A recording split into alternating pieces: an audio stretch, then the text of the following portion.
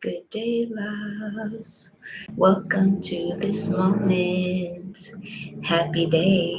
Welcome. It is episode 88 of the Holistic Holistic Freedom Freedom Secrets Secrets podcast. podcast. And 88, episode 88, yeah, that's pretty cool. angel number. Yeah, a number of balance, of abundance, of all of the things, Twice. connection and stuff. Um, this is Fuel Day because it's a Wednesday and we talk about nourishing our bodies, nourishing our minds with good content or good foods and things that we take into our bodies with fuel. So, this is a special episode that I um, am just really excited to get into because we're talking about the foundation of healing, right? One of the foundations of healing, and one of five, really, that we always talk about because it's five things in our holistic healing system. And these are things that through research, through Trial looking and at error. trial and error and looking at the healers that have made the biggest impact in the world. What things do they all have in common? In the cases of people that have healed from any sort of chronic illness or health condition and just living a fulfilling and whole life.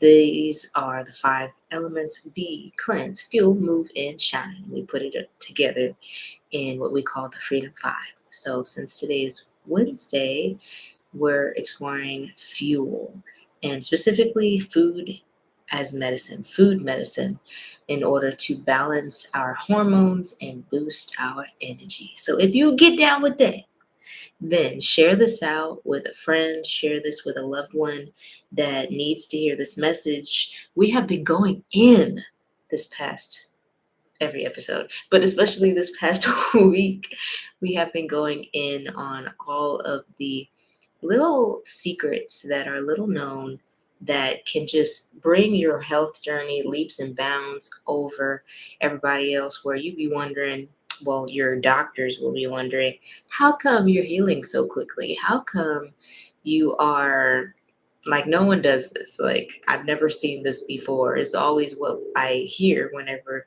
clients come back and they're getting their updated reports from their doctors on their healing journey after applying these five things. So, very cool. Very And cool. as you know, there's a lot of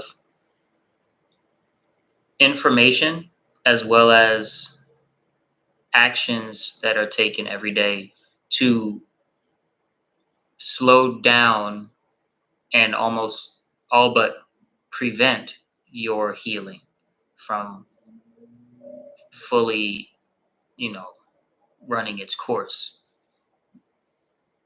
From the things that we put in our mouths, meaning all of the additives in the food. You look at an ingredients list on something that you eat, especially if it comes out of a box or a jar, and there's all of these additives that, um, if you were making it at home from scratch from your own garden and farm, wouldn't be in there, and so you kind of wonder what that's all about. That part.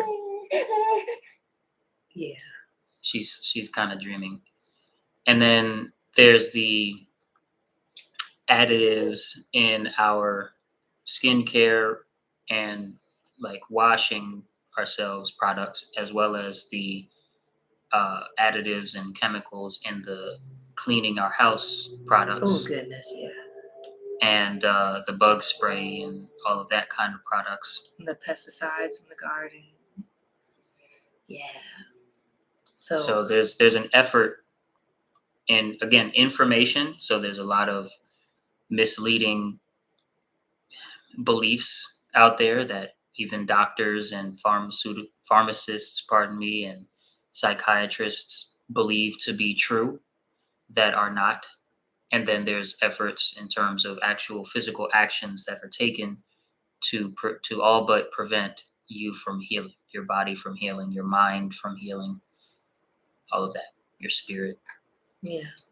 And that side of the truth, we peeled back the layer on and got to look at just looking at one one very common and seemingly harmless um, package insert from like a birth control pill yesterday. So um, today, though, Oh yeah, additives in medicine. Anyway, yeah, let's talk about the real medicine, right? So, food medicine. food medicine. The real medicine is also in our thoughts because one of the universal laws that governs all things is that all is mind, the law of mentalism. So, how we think in our relationship with the things that we are eating, as long as it's coming from a space of truth, when it's backed by truth, then nothing can really get in the way of you using the power of your mind to back your healing journey. So that's why we get into that on Mondays. But since today is Wednesday, okay, let's talk about foods that harmonize and help balance our hormones.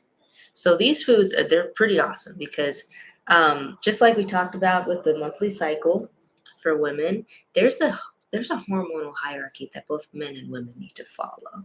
Let's just start there. Okay. So this hormonal hierarchy, and if you are watching right now, this is a good time to get you some notes. Get something to write this down or play this back if you're driving or something like that. You're on the way to work.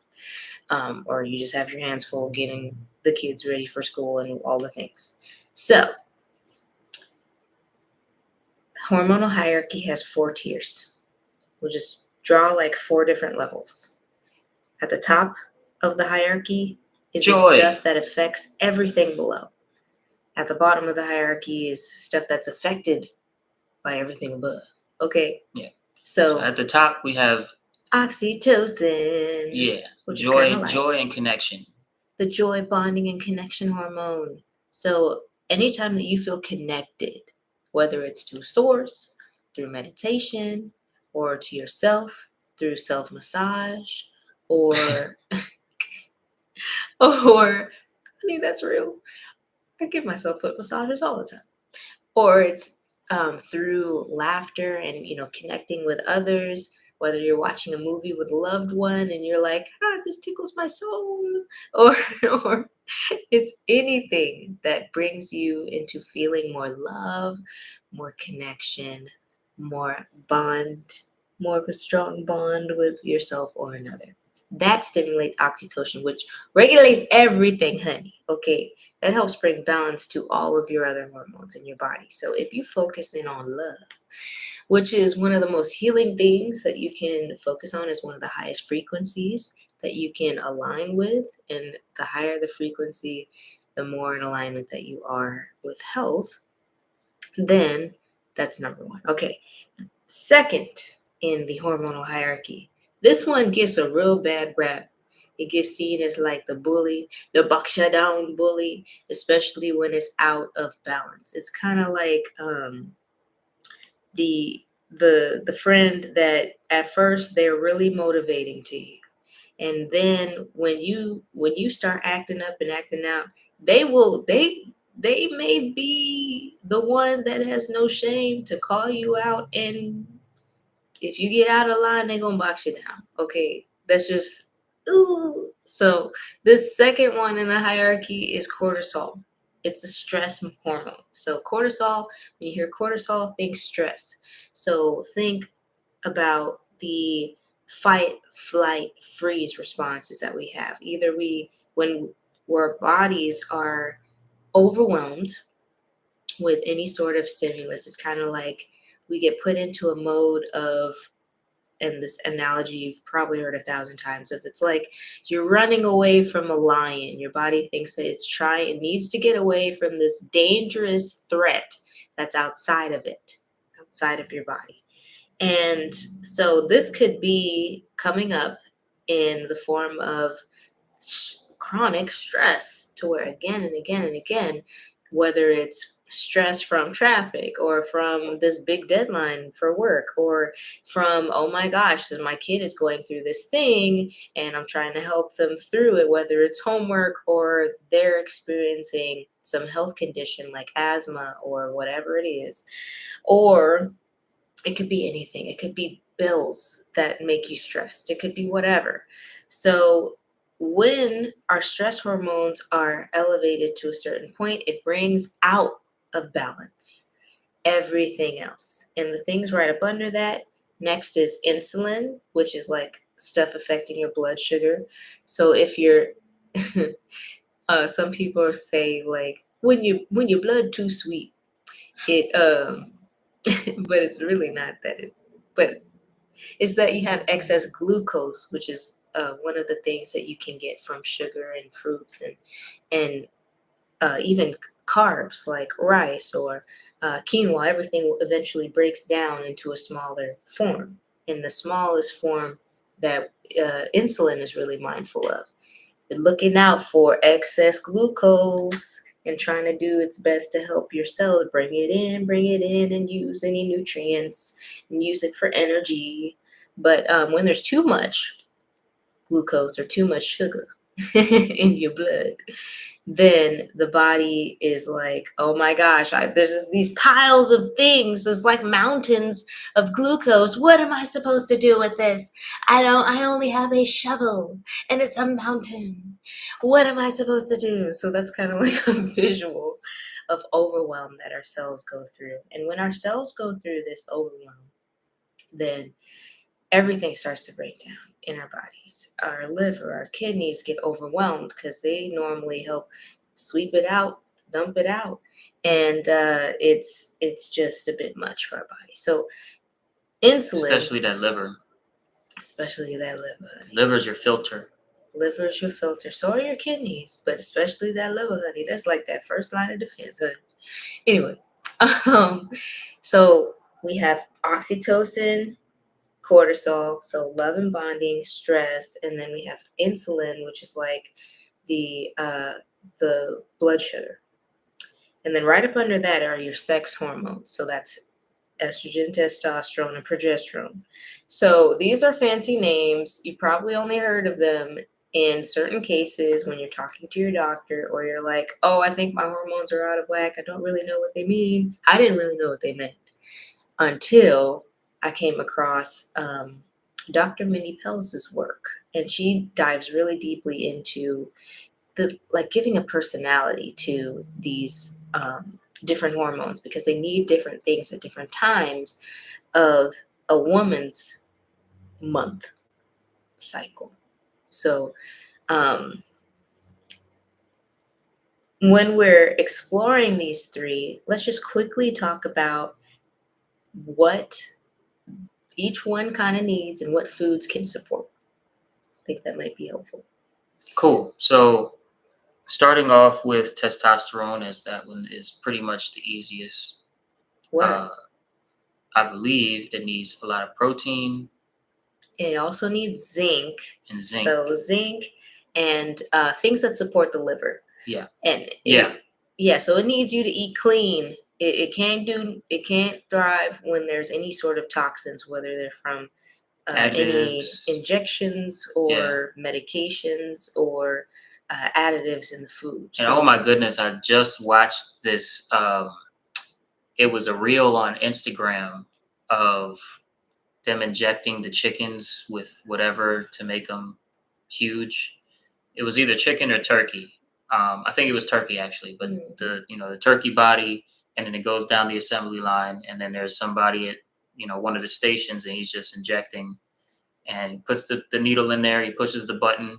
You see the whole body grow in this like really nasty kind of thing with this liquid. Takes the needle out, moves it along, gets the next one. That's all he does for his job all day. And it's just like you see this, and then when you see it plumped up, you're like, yeah, that's what I recognize from the store. When it's not plumped up, it looks real skinny. You don't really recognize that one from the store. So it's like ill. Ill gross. Yeah, especially after looking at that insert yesterday of what be in some of these things. But testosterone. So testosterone needs and thrives off of zinc, right? And so it also loves greens. So dark leafy green vegetables. I think all 3 sex hormones love leafy greens. Low key, they do. That's like an all day, every day type of food. That just overall, it supports your liver health and it supports your gut health to eat dark leafy greens. And it just has all these different minerals and things, especially and when you get it organic. Because with anything that you're eating, the part that got sprayed, you need to be getting that organic. So some foods that are super high in zinc that you don't have to worry about anything like heavy metals contaminating them. I would say pumpkin seed is the hero here. Raw pumpkin seeds, you can get them from the bulk section for cents to dollars at Sprouts every day, all day. And they help break down excess hormones so that you don't have that mountain of stuff that your body doesn't know what to do with in the background of excess hormones that ends up getting stored as fat instead and not actually being used properly. Pumpkin seeds will bring balance to estrogen and progesterone, especially. It breaks down, if it's too much, it breaks down the excess, and if it's too little, it builds it up. Another big thing, cashews are pretty cool. If you're not allergic to nuts, then cashews could be a good option. A few different nuts. Yeah, different nuts. Lentils, legumes like beans, black beans, chickpeas are some of my favorites. There's also kidney beans, yada, yada, yada, yada, yada, bing, bang. Oats. Oats, if you're looking for more of a low starch thing, because oats are full of starch. They're full of starch, then think quinoa. These are also really good. So some other foods that are rich in zinc. Eggs. But you got to be careful with eggs. I'm talking about stuff that you don't really have to be careful with. So I'm trying to focus on the plant things. Well, you don't have to be super good. You just got to look at the package. Make sure that eggs are from pasture-raised hens, and not just cage-free, but pasture-raised organic. And hand picked if possible. I'm saying picked as though they're fruits because I'm used to fruits and veggies. Okay, and organic. Period. Yeah, pasture raised, organic, not cage free. Cage free is tricky words. And that they're allowed to forage and eat like different things. Yeah, and if they are fed grains, if they are, the egg carton will say it on there. Yes, and if it doesn't say it, assume it's not. Assume it's not. Boom. Boom. So eggs are great. And then some veggies that are like those dark leafy greens that I mentioned, even dark chocolate. Now let me say, when it comes to dark chocolate, I'm talking about that raw cacao. Okay, I'm not talking about that dark chocolate by Hershey's. Okay, I'm not talking about it with milk added into it, where the milk is already gonna mess up your hormones. Okay, I'm not talking about that. I'm talking about the 70% or more no sugar added dark chocolate. Last but not least, chickpeas or garbanzo beans are also great. Yeah, so we already mentioned those. And hemp seeds are also a good source of zinc. Dope. Boom. So that's testosterone. Boom, boom, boom. What testosterone likes? Pop quiz. Drop it down in the comments. What is one thing that really helps build up testosterone? This could be good. Okay, so now let's move on to estrogen. So testosterone, okay, I know I just said let's move on to estrogen. Let's give the personality for testosterone. It gives you drive, right? It's not just sex drive, but it gives you motivation. And when it's in balance, you feel like, yo, I can do this. I can act and I can take action on my goals. I'm going to go a little harder. I'm going to go a little further in the things that I need. So when we eat the foods that support testosterone, it supports that action taking part of us that needs to let that creative energy flow. All right. Does that make sense? Yeah. Okay, cool. So next is estrogen. And estrogen is kind of like the social butterfly.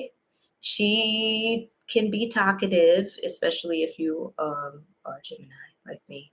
But estrogen helps with so much. She's the social butterfly that brings her girl gang with her. She brings her friends, her crew. So what's estrogen? Magnesium?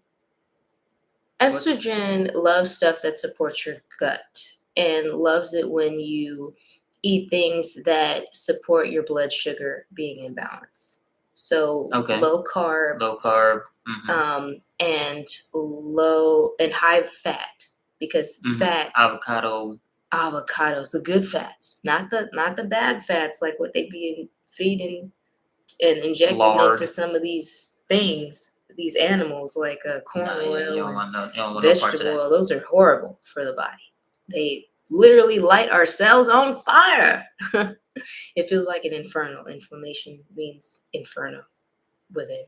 So yes, we don't want none of that. No parts of that. flamingos. So we want the good fats instead. So some good fats. What he mentioned, avocado oil is good. Extra virgin olive oil, Coconut oil. unrefined. Okay, virgin coconut oil is what we're talking about. Because once it's cooked, it turns rancid and it turns toxic. Ooh, we don't want that. Unrefined, pure, organic. Boom. Some other great oils. I know some people are like, "Oh my God, seed oils are the devil," but Which they are. Most seed the cheap oils ones are the devil. Like sunflower Yeah, oil safflower, and safflower oil. Those are all inflammatory. Yeah. Men Man. wreaked havoc on them. But grapeseed oil. But grapeseed oil It's a little different. and sesame Sesame oil seed, right. are the two, and hemp seed oil and flaxseed oil.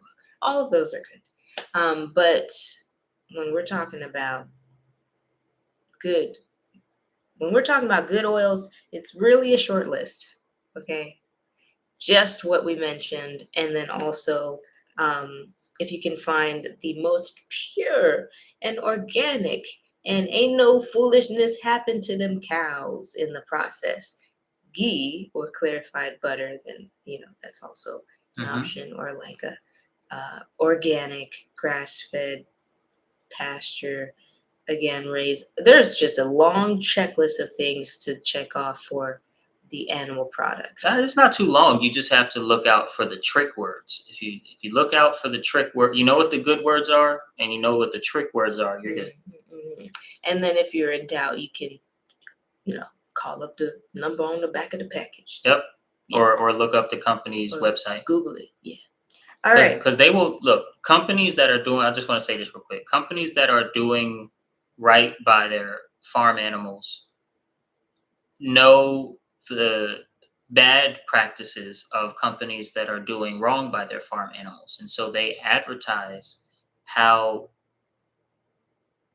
people safe their products are on the front. So they say, pasture raised, grass fed, unsalted, organic, depending on what it is, stuff like that. They put it right there on the package, and they put it all over their website because they're saying like, hey, we are trying. They have like a drive, a mission to say to the people, we are trying to make the world a better place. We are not trying to do the same things that hurt the world over there do.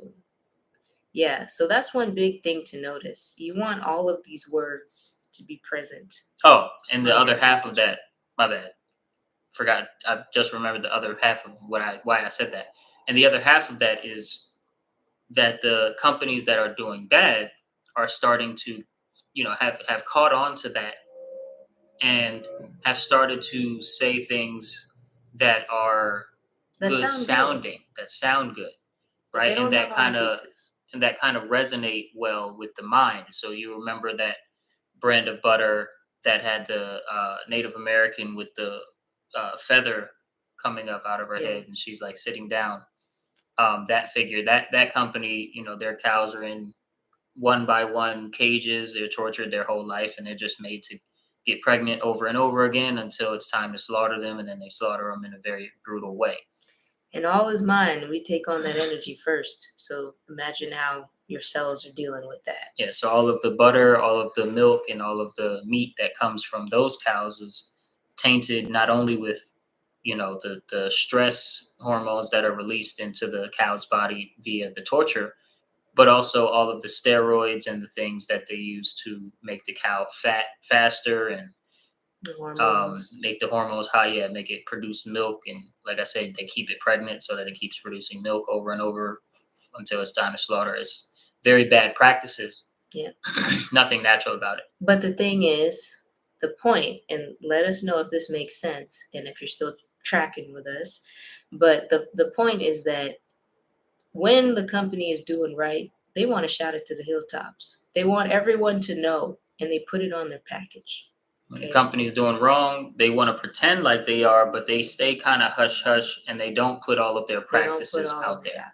Yeah. If it's hard They to say find less. like how they treat their animals, then And you can assume they treat them badly. yeah, because they don't want to talk about it. Yeah. It's like that family secret that, if you're the black sheep of the family, you asked about it, and then people are like, I don't want to talk about that. And it's like, okay, is that bad? Colors. Oh my gosh. I wasn't even thinking about her. You just brought it up because But- you said black sheep. Anyway, It's like the bad secret. They don't want to Yeah. tell nobody, so they don't. So just keep that in mind. There's a list.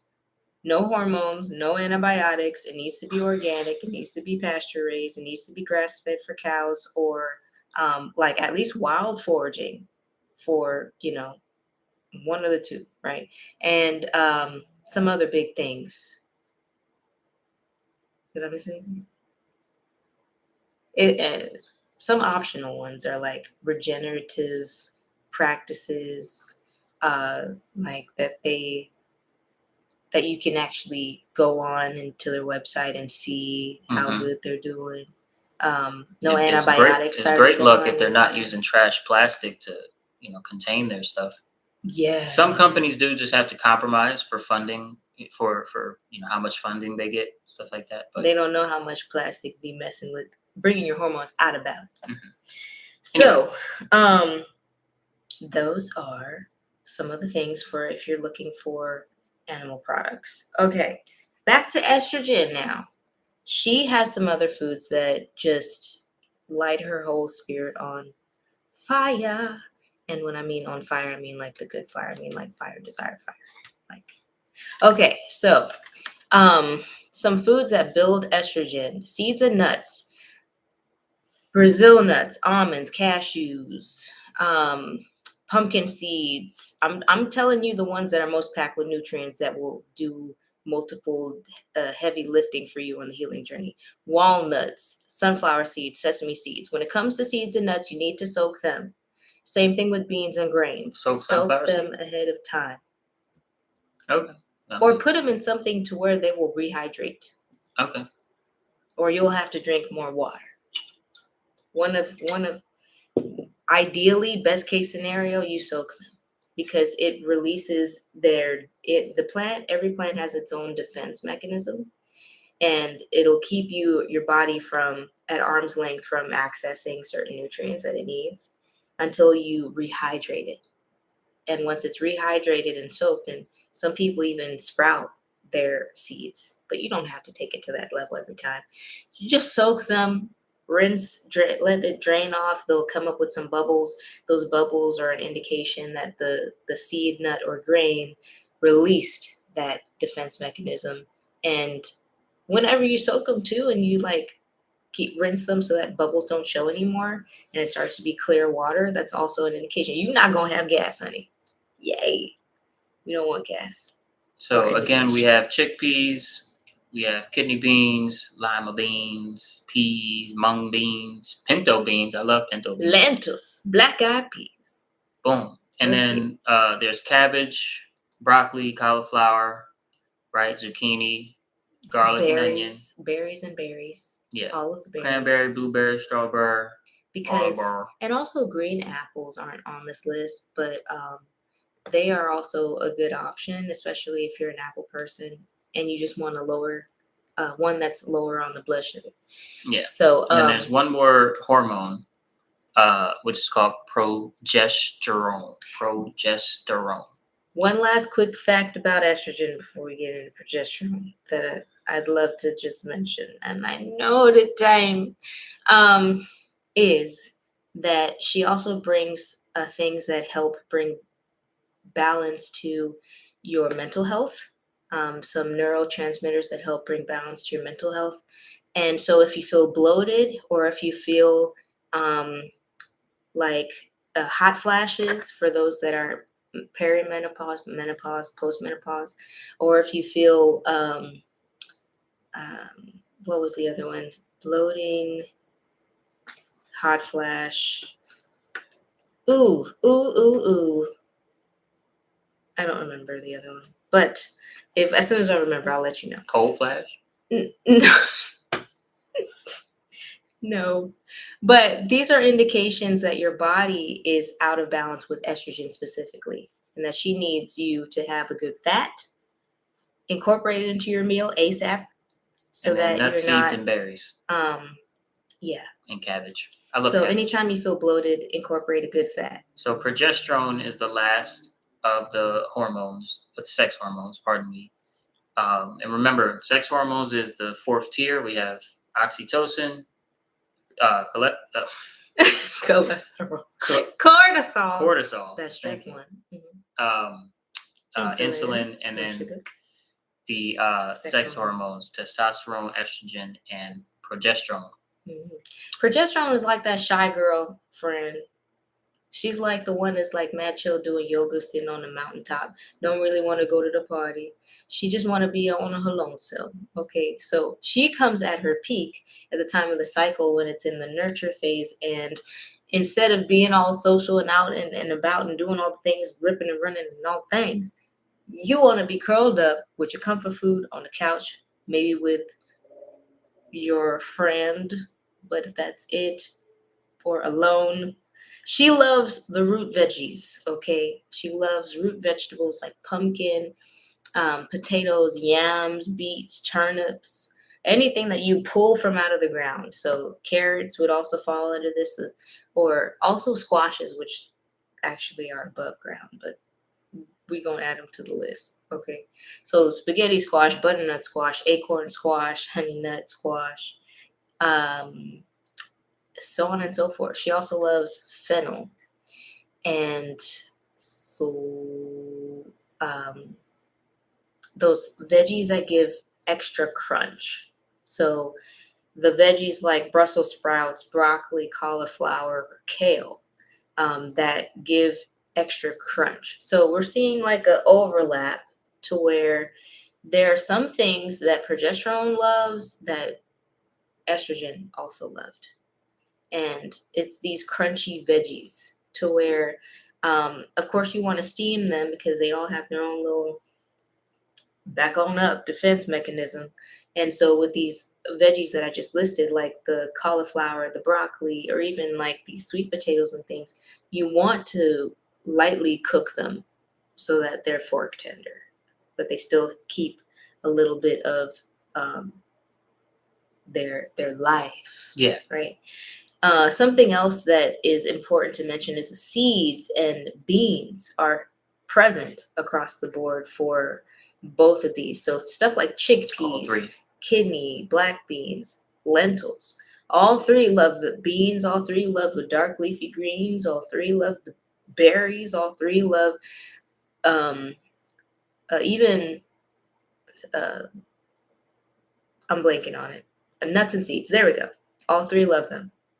So you can eat those any day of the week and not have to even think about it, right? Yay! All right. Progesterone also jives with citrus fruits. So Mhm. your oranges, grapefruits, lemons, and limes, and tropical fruits. Your bananas, your mangoes, your papaya. Tensi likes papaya. I don't like papaya. I used to hate papaya. I used to really not like it. But something changed with my taste buds as I started eating cleaner. My taste And buds did not change Yeah, because you still for eat papaya. Asian food sometimes. Hmm? That's not why. I know that's not why. You just don't like papaya. You don't have to like papaya. I'm like, compare Asian food to like American. What do you mean?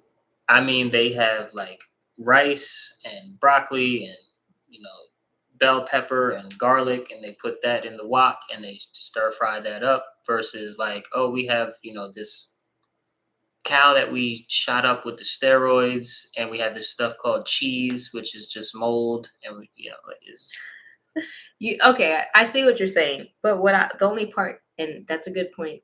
Veggie focus is great. The only part I was calling out is that oftentimes in the sauces that are used, there's the same additives.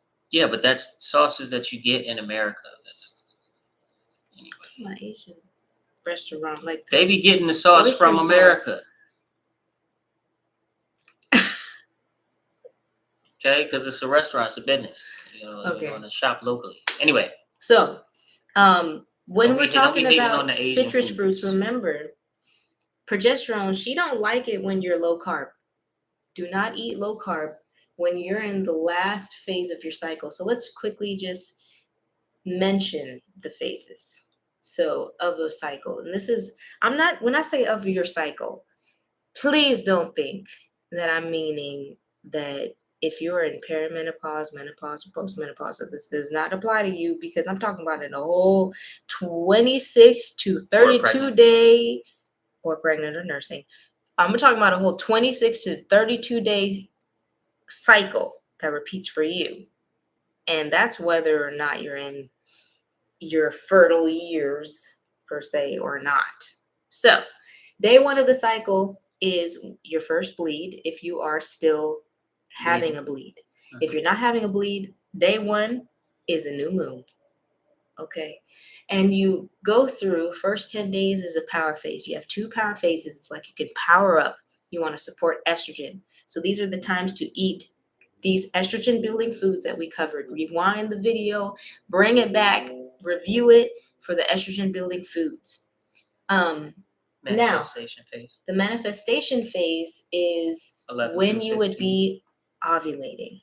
So this is like when Ovulation. Yeah. Day 11 through 15 or Day ovulation. 11 through 15, or so both in your manifestation phase and your nurture phase, which is day 20 to 30 ish, or whenever before the next new moon, before your cycle starts again, Support progesterone.